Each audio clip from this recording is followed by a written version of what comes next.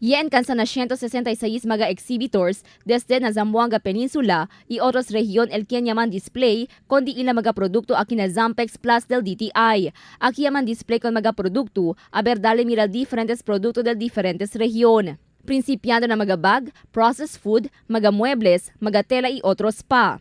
Según con el Undersecretary for Regional Operations Group del DTI Zenaida Maglaya, dale mira kilay de competitive mga produkto del Mindanao. It just goes to show that our MSMEs really are hungry for information. They really want to learn more. They want to really make their business grow. No? So this is a very good sign.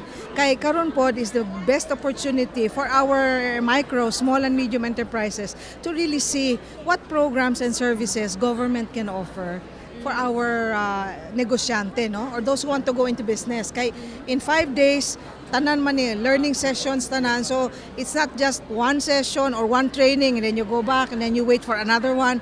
But here you have a long list already of activities, learning sessions that you can already participate in.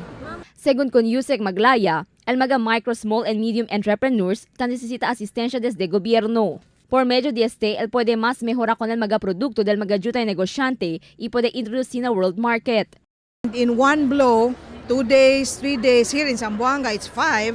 Kaya talagang it has I think the longest one that we had in all 15 negosyo consumer events that we've had in the different regions, so that our MSMEs really would see what programs and services there are. These are not new services.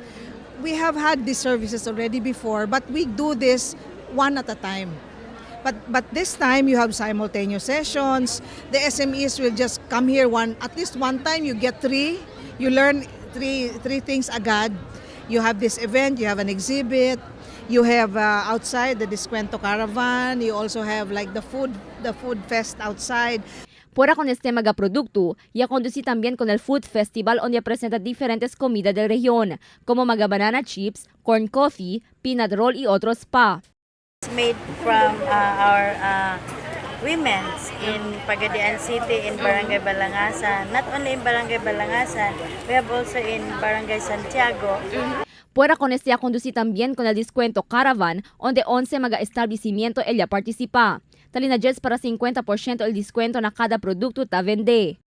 Yan confirm ka namon is 11, no? Kabar, yan nandito na another one, so 12 sila todo. So this is a variety of goods.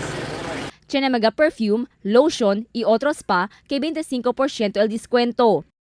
Barato dyan mo mga produkto. Dili kita eco bottle, de 299, 119 niya lang. Like mga perfume, de 599, 189 niya lang. Ta vende también mga muebles, kurtina, tuwalya, mga chinelas y otros pa que 10% el descuento. Discount, tiene kami discount, mga bag, mga picture, pati mga kurtina, sa po sa klase, pati sa katalog, chinelas, 10% discount.